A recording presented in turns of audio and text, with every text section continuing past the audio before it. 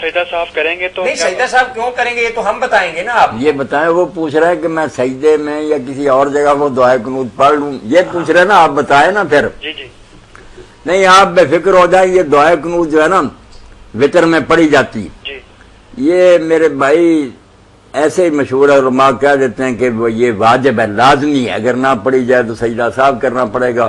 جی مگر اس کے واجب ہونے کی کسی کے پاس دلیل نہیں، کسی جگہ نہیں آیا کہ یہ پڑھنی ضروری ہے. حضرت امام مالک اور عبداللہ بن عمر سارے سال ایک دن بھی وتر میں قنوت نہیں پڑھتے، اس لیے سرے سے یہ کوئی چیز نہیں پڑھے. بسم اللہ. امام شافعی رحمۃ اللہ کہتے ہیں رمضان شریف جب آدھا گزر جائے، 15 روزے گزر جائیں، باقی جو 14 یا 15 دن صرف ان 14-15 دنوں میں پڑھنی، سال میں باقی نہیں. اب جس مسئلے کا حال یہ ہے کہ وہ نہ پڑھی جائے یا 14 دن ہی صرف پڑھی جائے، اس پر سجدہ صاحب کیا ہونا. حنفی علماء میں سے علامہ کمال الدین ابن الحمام کہتے ہیں کہ ہمارے لوگ یار واجب کہتے ہیں، مجھے تو ذکر ہی نہیں کہیں ملا کہ اللہ کے رسول نے کہا قنوت پڑھو، کوئی حکم کہیں ہے. اس لیے پڑھ لی آپ نے، بسم اللہ رہ گئی تو فکر کوئی نہ کریں، نماز آپ کی بالکل ٹھیک ہے، کوئی پڑھنے کی ضرورت نہیں، نہ سجدے میں نہ کہیں اور جگہ. اللہ اللہ خیر سلام. جزاک اللہ. بلکہ جان بوجھ کر بھی میرے مسئلے کے مطابق چھوڑ دیا کرو، کبھی پڑھا کرو کبھی نہ پڑھا کرو. جی ہلو، السلام علیکم. جی وعلیکم السلام ورحمۃ اللہ. جی میرا سوال یہ ہے کہ میرے ناک پہ آج چوٹ لگ گئی اور ناک سے خون نکل آیا، یہ روزہ ہو گیا کہ نہیں؟ یعنی اتفاقاً بہن کہہ رہی ہیں کہ میری خون لگ گئی اور ناک سے خون بہنے لگا. کوئی بات نہیں، خون بہنے لگا تو اس سے کوئی حرج نہیں، جہاں سے جی چاہے خون نکلے. بلکہ آپ خود بھی اگر نکلوائیں، پچھلے دور میں ہوتا نا، لوگ پچھنے لگواتے تھے، سنگیاں لگواتے تھے، بیمار ہے خون نکلواتے، فصل وغیرہ، کوئی حرج نہیں. اور جو لوگ بوتل خون کی دے دیں کسی مریض کو، اس سے بھی روزہ نہیں ٹوٹتا. اپنا دیکھ رہے کہ کمزور ہونے کا ڈر ہے تو نہ دے، ورنہ کوئی طاقتور نوجوان اور اس سے کوئی خون مانگتا دے. اندر نہیں کوئی چیز جانی چاہے، باہر نکلنے سے میری بہن کچھ نہیں ہوتا. اللہ شفا دے آپ کو. ایک اور سوال ہے، جب وضو کرتے ہیں، کلی کرتے ہیں، تو بعض دفعہ ایسا فیل ہوتا ہے کہ کلی کرنے کے بعد پانی اندر نہ چلا جائے، اس سے تو کوئی نہیں، اس کے بارے میں فکر مند نہ ہو. جب آپ نے وضو کیا نا، پہلے تو روزے کی حالت میں یہ احتیاط چاہیے کہ جیسے عام حالات میں ہم غرغرہ کرتے ہیں نا، منہ میں ڈال کر ہلاتے ہیں اور دور تک لے جاتے ہیں، یہ کام نہیں کرنا چاہیے. بس تھوڑا سا اندر رکھیں پانی اور باہر پھینک دیں اور کچھ تھوک بھی دیں. اس کے بعد اگر کوئی تھوڑا بہت اثر ہوگا بھی نا تو اس کا کوئی ڈر نہیں، روزہ ٹھیک ہی ٹھیک. جی ٹھیک ہے، چلیں جزاکم اللہ خیر. تو تربیت اولاد کے حوالے سے آپ تربیت اولاد جو ہے نا یہ بہت لازم. خوبصورت طریقے سے کلیئر ہو گئی مولانا. جی السلام علیکم.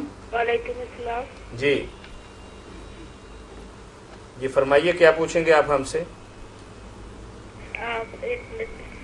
جی جی ہلو جی جی میرا سوال یہ ہے، جی. کھولتے تھوڑی جی آواز، مینو بھی پتا لگے. میرا سوال یہ ہے کہ ایک شخص ہے، ہاں انہیں روزہ بھی رکھا ہے، روزہ بھی رکھ رہا ہے، جی جی اج بھی پڑھ رہا ہے، تلاوت بھی کر رہا ہے، ہاں ہاں گھردیاں نوں جین نہیں دندے، لڑائی فساد ہر وقت رکھتے، بچیاں نوں مار کوٹ گالاں گندگیاں کٹ کی کچھ کر. وہ شوہر بھی ہیں گھر پہ؟ سارا ٹبر پوتے پوتے کام سارے ہی ہے. اچھا. میں بیوی ہاں، نہ میرے بھن بھرا رشتے دار کوئی آنڈ گوانڈ کسی نوں آن نہیں دندے، نہ کڑماں نوں آن دندے آ. جتھے جتھے پوت ویاہے ہویا ہاں ہاں انہاں دی نہ نوہاں دیاں ماواں نوں بھی نہیں آن دندے. اللہ اینی لڑائی گھر دے وچ پیندی ہے نا، کہندا میرا مکان چھڑ دو، نکل جاؤ ایتھوں.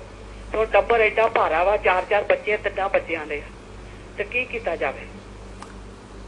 کرنا کیا میری بہن، جو صورتحال آپ نے بتائی ہے اس پر ہم دعا ہی کر سکتے ہیں نا کہ ہمارے اس بھائی کو اللہ ہدایت دے. اتنی اولاد اللہ نے دی، پوتے پوتیاں ہیں، رشتے دار ہیں، ان سے ملیں، محبت کریں، ایک اچھے انسان کی طرح پیار محبت سے رہیں. لوگ ان سے ملیں، وہ دوسروں سے جا کر ملیں.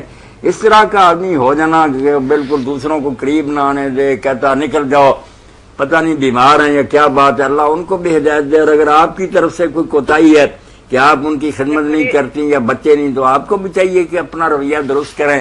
اللہ تعالیٰ ہدایت فرمائے. میرا رویہ تو 5 وقت ہی، میں بھی نماز جانا. ماشاء وہ تو آپ نے بتایا نا کہ نماز وہ بھی پڑھتے ہیں، تسبیح کرتے ہیں.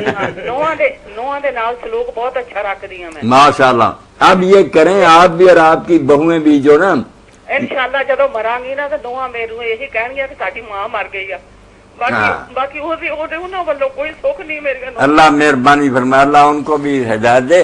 آپ یہ کریں، اپنی بہوؤں کو بھی کہہ دیں کہ 45 بار 40 اور 45 بار الحمد شریف جو پڑھتے ہیں، الحمد شریف بسم اللہ الرحمن الحمدللہ رب یہ ساری پڑھ کر 45 بار دن اور رات میں کسی وقت اب بھی پڑھ دیں، آپ ابھی پڑھ دیں.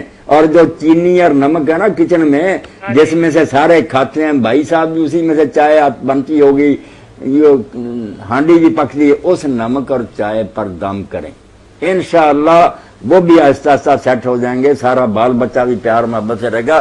یہ سارے گھروں میں ہونا چاہیے. 45 بار پڑھ کر چینی اور نمک پر دم کیا جائے. الحمدللہ سارا ٹبر ایک پاس ہے، کلا ایک پاس. نہیں، اللہ ہدایت دے گا ان کو بھی، سارا ٹبر بھی ان سے جنگ نہ کرے. تو ظاہر ہے کہ کمانڈر ان چیف کا کوئی وہ اگے کا فون نہیں کرتا، جتنا بھی کہتے اسی طرح ہی تازی روٹی پکا آج طرح پہلا سب تو دے. چلو بہت اچھا ہے، آپ کو یہی کرنا چاہیے. اللہ اجر دے. سب کچھ سارے نواں کرتے، ابو جی ابو جی ابو جی کرتے. شاباش شاباش. وہ ایسا بولتے اگوں کہ ایسی گل پرخت کرتے ہیں کہ جڑی سنی نہ جاوے. مولانا نے جو طریقہ آپ کو بتایا ہے نا، آپ وہ آزمائیں، انشاءاللہ العزیز آپ کا معاملہ سدھر جائے گا. 45 بار سورۃ فاتحہ پڑھ کر چینی اور نمک پر دم کریں. آپ کریں یا بہوؤں میں سے کسی کو کہیں، یہ کر دیا کریں، انشاءاللہ خیر ہوگی. جی السلام علیکم. وعلیکم السلام جی. جی ارے مفتی صاحب نے ذرا پوچھنا کہ روزہ جڑا ہے بیماری دی حالت وچ رکھا جا سکتا ہے یا کوئی ہے؟ بیماری کی حالت میں روزہ کیوں رکھیں گے آپ؟ آپ نے اللہ تعالیٰ سے جنگ کرنی. اللہ کہتا بیمار نہ رکھے، آپ کہتے ہیں میں خام خواہ رکھوں گا. اللہ خوش نہیں ہوگا، ناراض ہوگا. آپ علاج کرائیں، دوائی کھائیں، اللہ شفا دے گا. تو انشاءاللہ سال پڑا ہے، زندگی ہوگی تو آپ ایک ایک دو کر کے جو چھوٹے ہوئیں گے رکھ لیں گے. اللہ نے تو اپنا دین آسان اتارا ہے. تو مسز جو وہ رکھ سکتی ہے، وہ بھی بچے چھوٹے چھوٹے ہیں، وہ بچوں کو سنبھالے، ان کو دودھ پلائے اور ان کو سنبھالے. سال میں کوئی موقع ملا بچے کو ذرا دودھ چھوڑ گیا تو ٹھیک ہے، ورنہ وہ نا جو عید کے دن صدقہ فطر دیا جاتا ہے اس حساب سے نا دانے بنا کر یا ان کی قیمت دے دے کسی غریب کو، اللہ معاف کر دے. یہ بھی اگر گنجائش ہو. گنجائش اور نہیں تو پھر اللہ خیر ہے، کوئی نہیں، مہربانی کرنا. بعض لوگوں نے اپنی تصور سے یہ بات بنا لی ہے کہ رمضان رمضان ہی ہے، رمضان کے بعد بے شک میں 2 روزوں کی بجائے 20 بھی رکھ لوں تو وہ ثواب مجھے نہیں ملے گا، بے شک وہ روزے میں نے کسی بیماری کی وجہ سے چھوڑے ہوں یا سفر کی وجہ سے چھوڑے ہوں. ہمارا ذاتی کنسیپٹ یہی ہے کہ رمضان کا بدل کوئی نہیں. یہ قرآن کے خلاف بات. فائدہ من ایام اخر، اللہ کہتا بیمار ہو یا مسافر ہو دوسرے دنوں میں گنتی پوری کر، ثواب کیوں کم ہو. السلام علیکم. یہ بھی اللہ کا ہی حکم. جی سر میرا مولانا صاحب سے یہ سوال ہے کہ انہوں نے کل بتایا تھا کہ جمعہ کی 6 رکعتیں ہیں. ہاں کل بتایا تھا. ویسے تو ظہر کی 12 رکعتیں ہیں، پہلے 4 سنتے پڑھتے ہیں پھر 4 فرض پڑھتے ہیں. اب نماز جمعہ ادا کی جائے گی، پہلے 4 سنتے ادا کی جائیں گی، پھر 2 فرض ہوں گے. اس کے طریقے کے بارے میں پوچھنا چاہوں گا کہ یہ 6 رکعتیں کیسے ہیں؟ میں نے بتایا تھا، پھر دوہرا دیتا ہوں کہ جمعہ کی نماز سے پہلے 4 رکعتیں جو بطور سنت پڑھی جاتی نا، اس کا نہیں کوئی ثبوت. نفل ہے. اللہ کے رسول نے فرمایا جو جلدی تیاری کر کے نہا دھو کر مسجد میں جائے، صلی ما کتب لہ، جو اس کے نصیب میں قسمت میں وہ نماز پڑھے.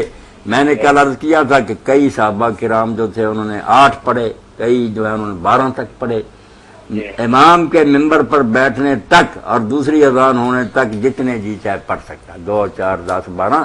یہ 4 زور کی طرف دیکھ کر جو کہتے ہیں نا 4 سنت، یہ کوئی نہیں، 2 فرض ہیں. پھر پہلے نفل آپ بے شک 100 پڑھ لیں، جب ممبر پر امام بیٹھ جائے گا پھر ختم.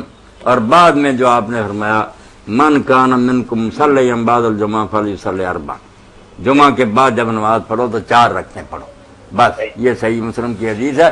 گھر میں جا کر حضور علیہ السلام کہا تھا اگر مسجد میں نہیں پڑھتے تھے گھر جا کر سنتے پڑھتے تھے، پھر صرف 2 پڑھتے تھے. مطلب یعنی کہ پہلے جو ہے نا کہ پہلے نفل ہیں، پہلے نفل ہیں جتنے جی چاہے آپ پڑھ